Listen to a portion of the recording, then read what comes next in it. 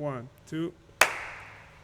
There we go. What do they say? Third time is a charm. This is the very first podcast. I'm sitting at the table with two beautiful people, two beautiful souls. And we're just going to have a random conversation. And let me, introduce yourself. Lara. I'm Lara. I'm 28 years old, and I live in Berlin, and I'm a knitwear designer, or knit. Easy. That's all. Perfect. That's all, huh? We get back to that. Definitely not all. Okay, brother. My name is Raphael. Also based in Berlin, and I'm a designer, artist, and I love building communities. I also work for Soul House. Yes, sir. And first time in Maastricht. It's been an amazing time, amazing 3 days so far. And I look forward to having an insightful conversation with you both. Thank you very much. You guys are super special. Like for me, like sometimes I don't understand what I'm doing, right? I'm just doing some stuff. I'm baking pizzas, and I'm now doing this factory thing here, building some stuff, doing podcasts. And then sometimes I have to pinch myself, like, you guys came all the way from Berlin here. We spent 3 days. I know Lara, of course, from a couple of years ago. We met because I was having this clothing store, yada, yada, yada. But then you're asking like, hey, can I bring someone over? I'm like, yeah, you guys want to be with me? That's so cool, you know? Just come over, take the whole team. It doesn't matter who it is. And now you're sitting here, and I experienced a holiday in like the past what is that, 2-3 days? I don't even remember, like from Saturday. So the past three days were like Saturday. So nice. It was a holiday in my own city. So thank you for that. And Thank you. no, you're more than welcome. As you see, like I'm overwhelmed by it. Yeah. And what is the goal of this podcast? Actually, there is no goal. I just want to bring over people to the factory and just hang out with them and share knowledge and experience and a good time. And I don't even think about like what could we do with each other in the future or whatever. Like people come in, some people can stay over at the factory, some people can like sleep here, but like you can also tune in for like 2-3 hours and then go back. But you just feed yourself with energy, and I also get energy from you guys, and like, and it goes organically into these things that we make, right? Yeah. What do you guys think, Lara? What do you think of this concept actually? I mean, it's a beautiful concept. I think as a creative, you live off of other people's energies and what happens. And for me, right now, I'm doing my first own collection, and I am so into this collection, and it's the only thing I see right now. And I felt like I need to get out and have some other energy, because otherwise you just can't really feel and see like straight anymore, if that makes sense in a way. And then I just reached out to you, I guess, and because I know your energy, I know you're a doer, and you're also doing something completely different what I do, and Completely different. completely different, but maybe not so different, but completely different. Yeah. What is it that you actually do? Maybe you can, because some people are watching or listening, like what is it that you do? You say you're a knitwear designer. Like elaborate a bit more on that, please. Yeah, I actually just recently started calling me a knitwear designer. I always never really thought so much of me as a designer, because I feel like I develop more, because I just get a lot of yarn and make things with it, even if it's by hand or with a machine. And I love working with the industrial machines, where it's very technical. So it's not really that I sketch all day and like a normal designer, I guess. You just knit. I just knit. Yeah. And create fabrics, and often I don't even know what piece I want to make or what the garment is supposed to look like. I just start with the yarn and then see what happens. Where it ends. Yeah, so nice. I don't really design maybe myself. Maybe the yarn designs itself. I don't know. Nice. Or my hands do it for the... Yeah, you're super humble. I don't know. But like, you're super good. You just start, but you have a vision, I guess, right? I have an overall vision, yeah. Yeah. But the vision keeps changing constantly, Yeah. so it's difficult. Now that I have people that help me knit, that's when I had to really sketch, because I need to tell them what I want them to do. Yeah. But I kept a couple of pieces open, because I told them, let's see when we're knitting into these pieces what we want to create. Like, I don't want to be set on certain things. I want to be able to, if I start knit something and then I feel a different vibe, or now I feel like after this trip when I'm back, maybe I'll knit a pizza, you know. We don't know. Wow. And then I'll put it in a garment. You Or you already, knit something and it I don't know, keeps pizza warm. that's already sick. You already like thinking like that. I fulfilled like my purpose within this space. You come here and like you take whatever from it that you already only think about it. I really like that. All right. Raphael, what do you think about this concept here, man? I find it's amazing. I mean, for me, it's been a special couple of days. One, to just escape the city and get to know a new area, a new place that I've never been to before. I love exploring new cities, new places. It's the beauty of travel. Yeah. And that's kind of how I draw inspiration. So being able to not only leave the city and visit a new place, but then also visit, it's not institution, but just like a concept like this where it's basically acting as a hub for fellow creatives. And as Lara said, like, we tend to, as artists and creatives, we tend to draw energy and get inspired by other creatives. Yeah. So just spending these couple of days this weekend with the both of you and then all the amazing artists here in Maastricht that I met, that you introduced us to, which I'm really grateful for. Shout out to Peter. Shout out to everyone, man. Yeah, to everyone. Yeah, it's been such a beautiful and inspiring weekend. And thank you very much. in general, I'm in a phase of expansion. So I used to title myself interior designer, but I'm kind of transitioning away from that and to more a creator, artist, and interior design being one facet of that I do. It's just been, just really helpful being here and seeing what you've been creating, literally everything. Different possibilities. Whatever ideas get into your head, just go for it. And just being in this creative, inspiring place has done a lot. You very much, and I'm definitely going to take this energy, go back to Berlin, and continue my process of growth and identifying my design language. So thank you for. I mean, you've been an amazing host for sure. And Okay. I'll definitely be back soon. Nah, this is necessary. Appreciate it. No, really, I'm really grateful for you guys again that you're here, and also that you perceive it that way. You know, like you're also able to get that energy or that frequency, because some people may think, because let's be honest, you guys slept on the floor here, and then the neighbors, then the next warehouse is making noise and it's super warm. Like, some people may just have left, you know. It's also like you received it very well, and I'm really grateful for that. Raphael, what is it exactly? You were talking about interior design, and you want to expand and go away from that more to create more.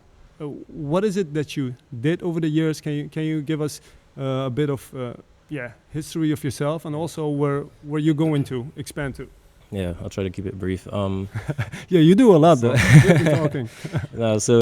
I grew up in Barbados, a tiny island, and moved to Berlin, where I was actually born. I left at a young age, grew up in Barbados, and that's where I kind of discovered my passion for creating things, for designing, inventing. But I always felt like the resources and the infrastructure back home were limiting in terms of creatives being able to nourish and hone in on their craft. So when I was 18, I decided to move to Berlin and to study, essentially, for a year or two, and then go back. And 13 years later, I'm still in Berlin. So I initially had gone to study architecture, wasn't able to do that. Transition why not? into Sorry, why not? Also a long story, but basically my school certificates from high school from Barbados weren't accepted by the German government. So I basically had to redo those 2 years plus the 2 years I'd already studied in Barbados. So a couple of years setback. Didn't really let it hold me back. I just decided to do the community college that was necessary for me to then be able to study in Berlin. And in that time, it was good for me to acclimatize to the city, get to know the language a little better, and kind of, just establish myself and start to feel comfortable in the city. And then over time, and it's been 13 years now, studied product design, went into industrial design, kind of was still missing what I initially had planned on going, which was into architecture. Yeah. So then transitioned into interior design and just started my business, my studio, right after I completed my bachelor's in industrial design. Yeah, you showed me some projects. Sorry to interrupt you. You showed me some projects you did. Those were really amazing. Thank you. Yeah. That's very And cool. I was doing that for a couple of years, and had never really found my design language. I was taking on any and every project, and over time it just became more of a business. Yeah. And I kind of stepped back from it, took a break for a couple of years, especially during the pandemic where things were slow anyway. For everyone, almost everyone. Exactly. And now I'm in that process of, again, just reevaluating what it is I want to do. I mean, there's a lot of facets and ways, a lot of creative ways that you can express yourself in design. And essentially, I'd like to get back into interior design, but also create furniture, use my pieces in my projects, Nice. both in residential and commercial. So most of my experience is in commercial design.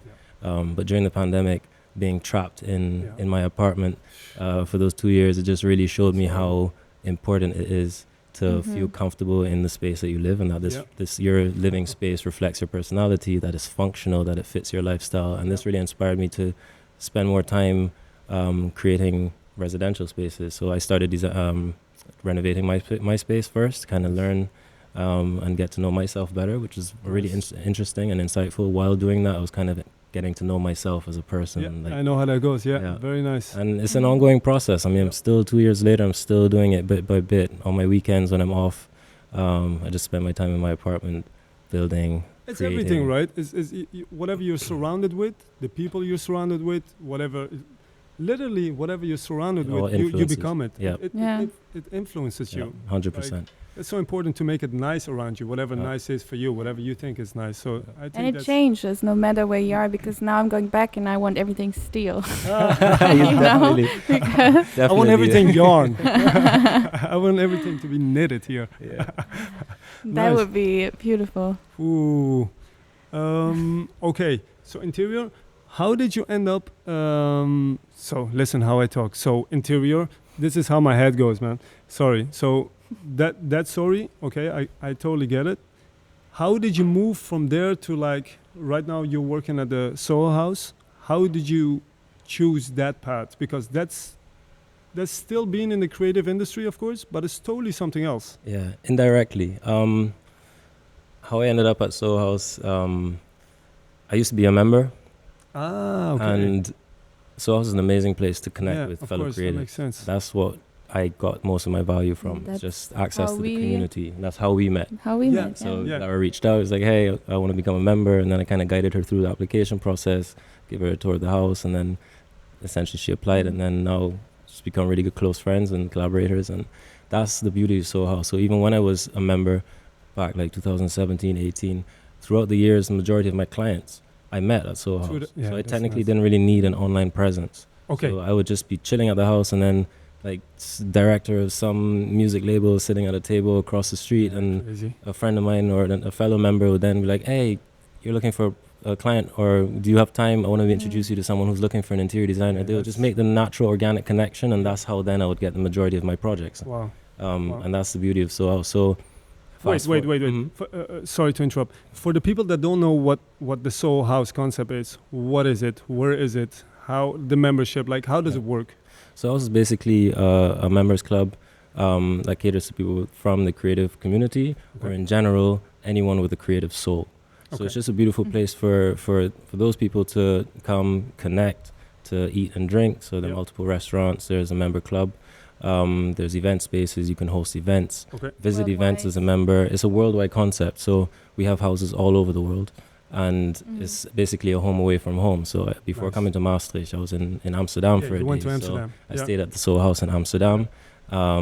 Spent the night there in the morning, went to the gym, went to the spa, went up to the club and did some brainstorming. And it's just basically a all-in-one concept, like essentially a home away from home. You go, eat, connect.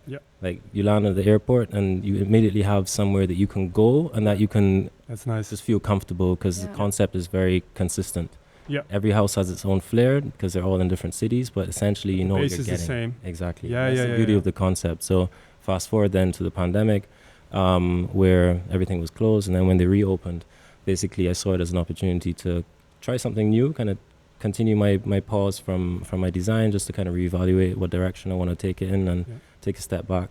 And that's when I then started working with Soul House to rebuild the community after 2 years of basically everything being very closed. tough job, man. It's definitely tough, but it's amazing because this is how I meet so many amazing people, and this is essentially how I end up here. Yeah, that's so crazy. like just one thing adds to the next, and every single day is it's also helping me develop as a creative by spending so much time with fellow creatives. Yeah, different That's perspective. definitely the biggest blessing, and yeah. Nice. So you met him through the Soul House. How did that go? Yeah, I mean, also in the pandemic, because I don't have a atelier yet or a studio where I knit from. So I knit at home, and in the pandemic it was really rough because I was just constantly in the same place, working, sleeping, living, knitting, living, and a lot of my friends were members. So I was asking around. I know it's not the easiest to get a membership, and you have to apply, and you need to know someone.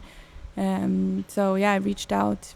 They really have to approve you, right? You send in an application and then a board or something. Basically community curation, because part of my job is to connect people. So I need to know, or in general, the membership team, both locally and globally, and our membership committee. It's helpful. We really like research who's applying, what do you do, do you fit to the community? Of course. I get it. And this is how then we're able to also make meaningful connections among the community, which is what Lara is basically searching for. Yeah. So I reached out, and he showed me the house, and I got in, I think, a month later, because they don't do it like each person that applies, they go through. I think it's every 3 months, where they go through a bunch of applications. And so I had to wait a little bit, but then I got in, and it's actually been quite amazing, because I it's not only because I can work there during the day or knit from there if I don't want to knit from home. That's nice. But there's also a lot of events in the evening, really good concerts, and I've just been networking a lot, and that's how I ended up now doing my first show there. Yeah. This is the next part I want to talk about. So you become a member. They approve you. And this is how long ago that you got approved? Last year. This is last year. Yeah. And within that short time? Actually, not a year. Yeah. Not 10 months. Yeah. It's been less than a year. And within that 10 months, you can pitch an idea and you're already doing a show there. How does that go? That's super nice. I mean, you can knit from there.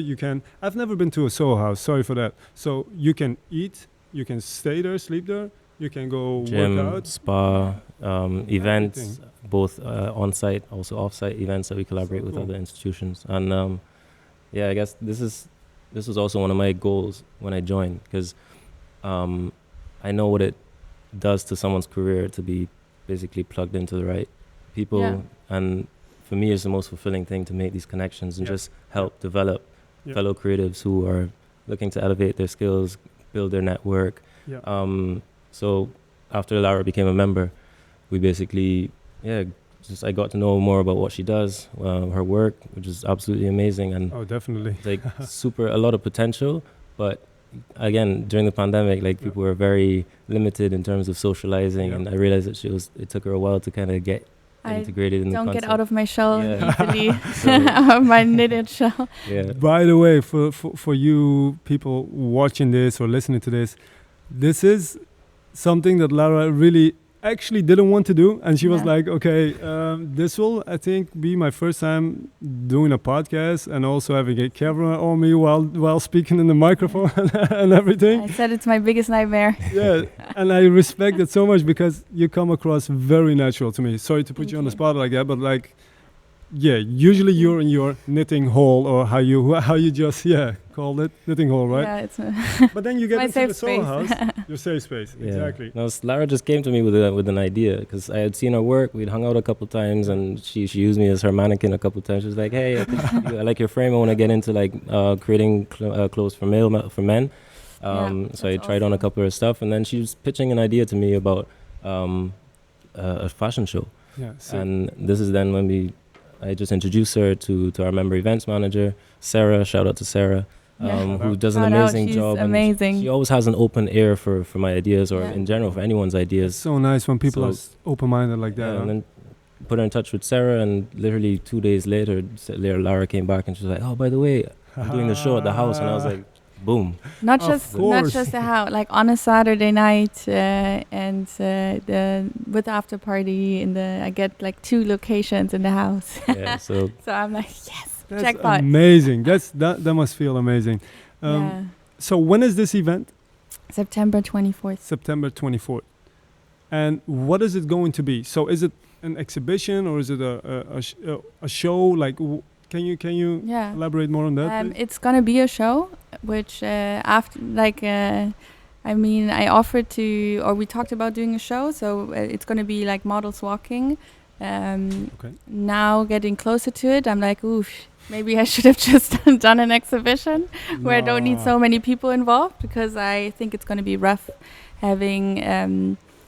I need so many people to be not late Yeah. at yeah. the same, like Yeah. be there, and I realized I have to do like a choreo basically of the walking, and because I've never done it. I've done it actually for other brands before, where we just organized it, but never for myself. So I You'll think manage. of course Where's I'll your YouTube manage. or Google it. How to I do don't it. know. I don't know if I can. I'll probably gonna wake up, drink some champagne, and then let's rock and roll. But yeah, it's gonna be a show. They're walking. There's gonna be a live performance in between the show. Oh wow. Okay. And yeah, That's a secret? Who Yeah. that is? Okay, wow, nice. Okay. that's This is a one-day event, right? Yeah. Yeah, nice. Cool. That's nuts. That's and it's gonna be all handmade pieces. yeah, of course. And like how many different from head to toe like styles, or how you call it, like how many like Yeah, how do you call that? Sorry, Like the outfits. just like outfits, complete outfits. Sorry, how yeah. many complete outfits? It's right now it's 20. Yeah, it's a lot. But I'm thinking I might want to do try to do more. Even more. Okay. But I'm not gonna do switches with the models, because Okay, nice. so I'm gonna need each model to wear the piece. So yeah, right now I'm gonna need 20 models, but maybe I'll manage 22, 23. And then 2 or 3 people that change outfit, or you get 2 or 3 more people? So I would get everybody more just- people. okay, Yeah, I would get nice. more. No, everyone needs to wear the outfit Yeah. up front. That's Yeah. that's actually a bit less stress if they don't have to change, but it's also quite hard to dress them, I think, huh? No, I think that's gonna be okay. I have a lot of people helping me, and yeah, so I think that's gonna be fine. I'm just gonna need backup people. Mhm. But I already said to Sarah that worst case that the people that work there, Raphael, Hey, you! Come over here. would have to jump in if someone doesn't show. Okay, uh, you will be good. Well, I thought I'm But, modeling. I think you told me that you were a model for like Yeah, that was 8 years or so, That overall. was the time ago. This was yeah. last year. Yeah, that was time ago. All right, easy. Yeah. So that's very exciting.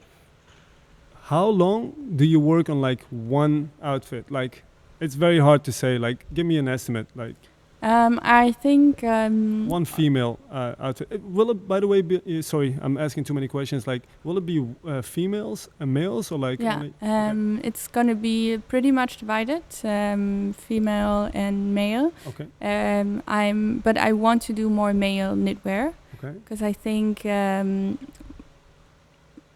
men. There's so much for women right now, and I think right now it's a time where men really get out of their comfort zone with clothing, and How do you mean that? they just try a lot more different silhouettes, styles. Yeah, I mean, there's always been certain people that go crazy, but I think right now it becomes more normal for men to wear skirts or Yeah. Okay, that way. Yeah. and I think there's not enough brands out there that men can afford.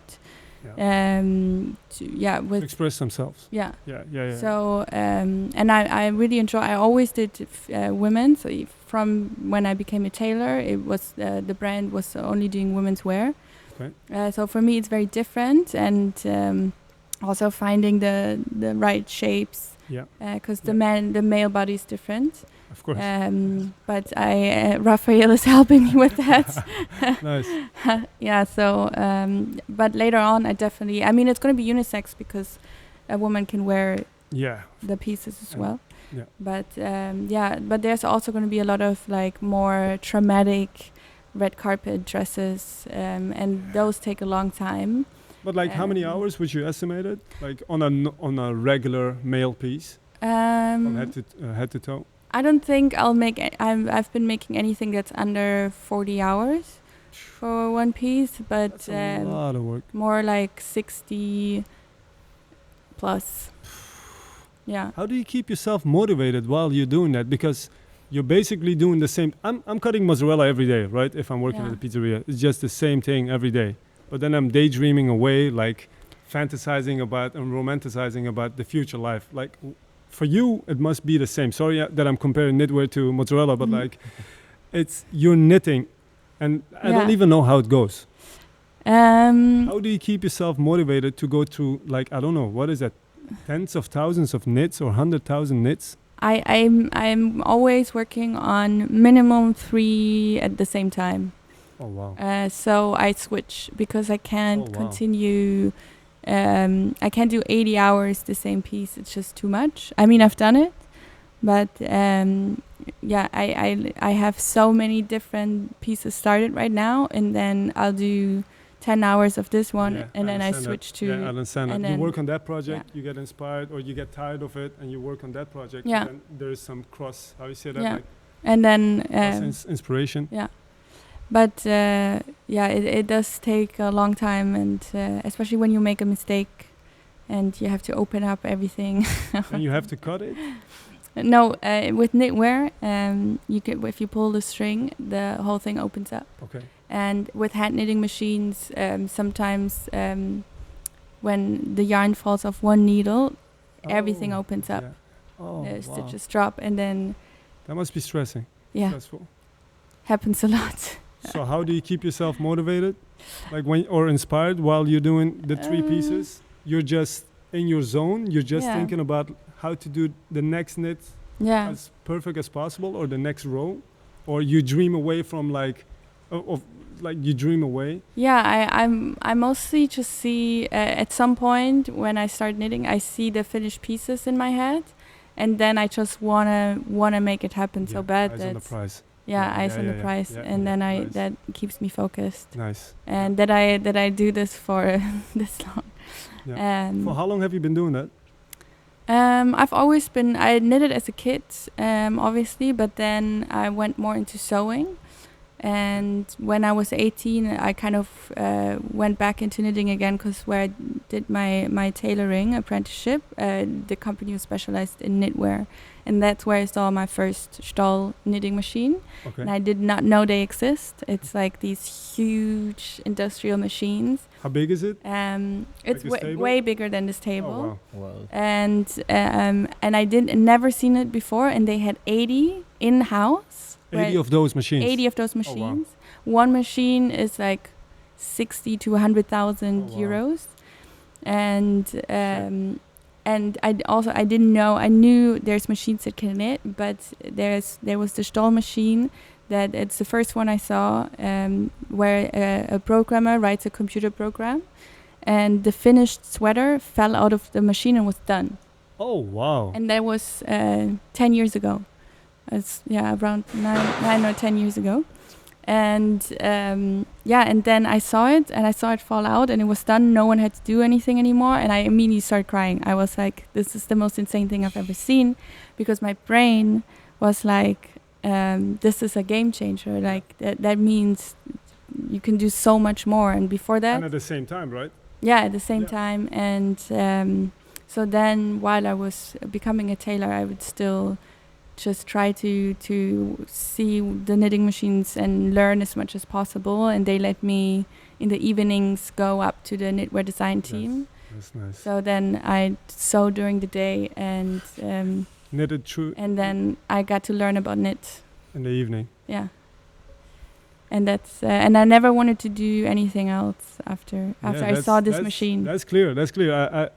You don't have the machine with you, but we were just hanging around here for a couple of days, and like you said, like I'm going to take a break from knitting for my wrist or for your fingers or something. And then day 2, you were already on the mini ramp knitting again, and you learned down how to knit.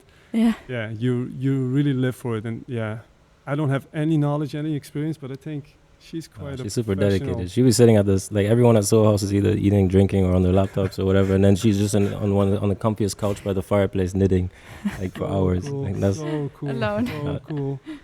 All right. Yeah. So the 24th, you have the show. A very cliche question, like, but we are going to more into depth into that question, and the question is like, where do you see yourself in like? In knitting and in your life, like in 5 to 10 years, but like I'm just giving that as a shell, this question, but like what is the future for you? Like, do you want a brand, or do you want to work for brands, or do you want to create something else where we need like knitted patterns? I'm saying something for like spaceships. I don't know how it works, but like you want to get into different industries, or it will be fashion? All what you just said, actually. Oh, wow. Nice. I don't want to limit myself at all, because I am very I love the technical aspect of it, and I think what I love about knitwear so much is that there are no limits, and that with the help of technology you can really create anything. So I don't want to limit myself at all, not even, of course, I think maybe I am like myself is an own brand, but I'd also if the partnership is right, I would definitely collab with other brands as well, or work with other brands. But right now I just want to kind of show the world what I can do, and what you can do with your hands, and they need that. They need you. As easy as that. Okay. Yeah. Nice. And you will see where it goes. Yeah. Because you just get a text message that or email that something new already happened also, but yeah, that's maybe for another time. But like things are happening, and you just figure out along the way, right? Yeah. Where you set course to. Yeah. Okay, Raphael, we go from interior design to Soul House. You've been talking about way more stuff with me off the podcast. Like, where is it going to? Like, where do you see yourself in, like, let's not say in long term, like in the next 24 months? Like, are you staying in Berlin? Are you going away? Are you setting up a new company? Are you going to work for Soul House? I don't know, in Amsterdam. Like, I'm just saying some ridiculous things, but like, what is going to happen, man? Could be any of what you just said. Great. I have no fucking idea. Great. Nah, great, it's It's going with the flow. I have a ton of interests, and I get inspired on a daily basis. And after seeing Flower Factory, I was like, maybe I'll just open one of these joints in Berlin. Bro. So I really don't know. Go. I'm just literally just taking everything day by day. I obviously have a lot of dreams, a lot of visions. Interior design, product design, having my own brand. Brand of interior. Brand of furniture. Creating my own clothing. Knitted furniture. Knitted furniture. No, just everything, man. I'm also super interested in the metaverse and how that, like, just the digital technology opens so many doors for the future of design. 100%. So I'm exploring that as well. I'm currently like recreating some of my old projects in 3D with a 3D designer to then maybe mint as NFTs. To put it in the sandbox so I can sell as digital real estate. So like there are endless opportunities. And again, I'm also notorious for working on too many projects at the same time. That's so great. I love people like that. Like, that's nice. It gets overwhelming, but boring, it does never get boring. But yeah, to answer your question, I have no idea. Nice. I'm just pursuing any and every option and just enjoying the process and just getting to know myself, developing myself as an artist, creating my design language, and creating and putting out. That's it. But what about you? Yeah, Because- I totally 'cause I get was this like, concept. What is your 5-year plan? Because Like- this is already pretty big. Yeah, but like this is definitely not the end goal, and like, so the thing you just said, Raphael, like figuring all out and learning to get to know yourself and to get to learn like new stuff. It's been very hard for me to explain what am I doing, what I'm doing with the flower factory, but it's like I do everything that I've never had and that I've always wanted and that I like, and that's I'm trying to monetize that. Like, but I don't think too much about monetizing it. I'm just thinking about following this gut feeling, this emotion. And lately, since a week or so, I've been calling this like my university or my college that my education that I've never had. Like, I didn't want to study economy, but then my dad was a professor at the university in Tehran. I'm from Iran. And he was like, study is very important. But like we talked about it earlier, Raphael, I also wanted to become a professional soccer player like you wanted to. But then my parents said, yeah, studying is more important because your chances will be Safer. slight. Yeah. But then I'm just studying law. I studied law for a year, and then I'm like, whoa, this is too precise. I'm a random dude. Okay, I quit with that, and then I'm studying international business. But like, that was definitely not the education that I needed. Did it give me insights? Did it give me a network? I talk a bit better English than I did before. But like, this place here, the Flower Factory, oh, how does Hollywood do these special effects? Oh, they have a green screen. Let's make a green screen today. And then we try something. Does it make sense financially to build a green screen? Like, I'm not a video production place, you know, but it's just fun. And I believe when you follow that, like you said, like, and also you, both of you are saying, like, you follow whatever you feel and you just build upon that, because you don't know what tomorrow will be. Today you're sitting here, right? I didn't expect you guys be sitting here, and what will happen tomorrow, we don't know. Who knows, man. But like, I want to follow this feeling and just create. So I have an idea in my head, and I want to have a space where there is no one, the guys around us, of course, the guys working with us, where there's no one telling this is not possible. Like, we just go at it, and I have an idea for like this pizza skateboard, and I just put it out of my head, and it becomes this physical thing in front of me, and I'm like, I succeeded. Do I have to sell this? No. Like, I just made it, and I'm grateful for that. That's like why not mentality. Why not mentality, man? Yeah. Always this explanation, like, yeah, I'm doing this because of this. No, I do this because I wanted it, and I thought, like, why not? That's enough. And this sounds very vague, of course, but like, I work next to it full time in order to finance this. And I don't care for me personally that I don't have a house or a car or whatever. Like, this is fun for me, and I'm learning so much. And who knows? Maybe it will pay off, maybe not. Definitely. But I'm enjoying the ride as hell. Like, the opportunities will come, and they present themselves in the most unexpected ways. So once you follow the passion and not the money, 100%, your motivation doesn't die down. Yeah. Because you wake up and you know, it's like, okay, I feel I'm going to do this today, and then you do it. Yeah. And then like I don't think you planned on selling any of your pizza art or the skate things, like, but now you're getting people renting them out, because now you understand, like, once you create it, then people are going to show interest. Once they show interest, that's when the money opportunities present themselves, which is not what you chased in the beginning. Exactly. And that's definitely more sustainable by rather than setting a financial goal and be like, okay, how do I get to the money? It's like, no, how do we continue creating? And then along the way, you'll find ways that it will pay off financially. Brother, exactly this. Yeah. Having finances as your goal, as your mission, it's especially when you're creative, kills all the creativity and doesn't make you happy. This sounds so cliche, but like, just being good at what you do. Like, Lara, you just go at knitting and you just figure it out, and before you know it, you're so good. Before you know it, after like fucking 15 years of knitting, nobody wants to see that. You're a professional at it, and people need you, and that's nice. And you can do what you love, and you will get money of it. I really believe in that. But there are a lot of naysayers, of course. We don't listen to them, but like, they're like, how are you going to make money with this? You cannot just have fun and then expect people to give you money. Like, but the funny thing then is, to me, whenever you earn money with it, they're like, I always knew it, man. I knew that. You were always this crazy person. Oh wow! How did you switch that quick from that doesn't make sense Yeah. financially? I have to see it to believe it first. That's it. And that also gives motivation. It's like for everyone that doesn't believe, just go for it. Like, I'm going to show you. Yeah, Just that's develop that mindset of like never taking no for an answer, and definitely Yeah. not. taking that negative energy and putting it to like transforming it into more motivation to actually get it done, just to prove that point. 100%. But yeah, 100%. You gotta be all in sometimes.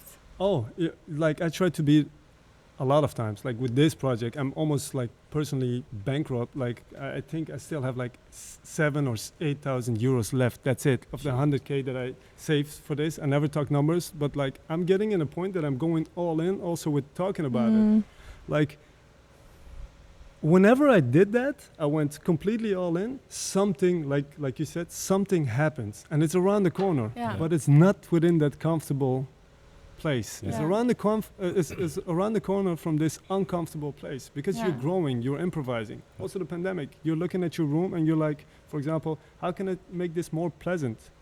Because I'm within this room all the time. But when the pandemic, for example, wasn't there, you were just going out and there were a lot of like distractions, whatever, and you're taking less care of that. Nice. Yeah. I think that's a good one as a starter for this podcast. for Thanks sure, for Short and sweet. That was starting. not too difficult. Hey, it was easy, right? That's cool. You did super. Got a little I promo love for in her the beginning. I show, was like, "Hi, I'm Lara. I'm 18.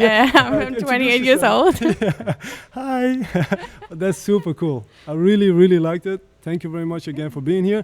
Thank you for doing this. Like you were sleeping here on the ground on these crazy old Persian mattresses with like lions on it and dolphins. I don't know what this stuff is, but like usually, yeah, you don't do this. But like also with this podcast, I don't even know if you were really into this. You said like, oh, this is like my worst nightmare. I didn't even ask Raphael if he was really cool with it. You know, maybe he doesn't even want to be on camera or whatever. I really appreciate that you guys. This is fun, man. It was fun. Yeah, it was fun getting out of the comfort zone. Thank you. And Thank you. Thanks. People, thank you very much for listening. You know, I'm random and unofficial as fuck. Can I swear? Yeah, unofficial as fuck. Yeah. This was the first episode. Thank you very much for listening and watching, and have a very, very lovely day. Thank you. Are we saying bye?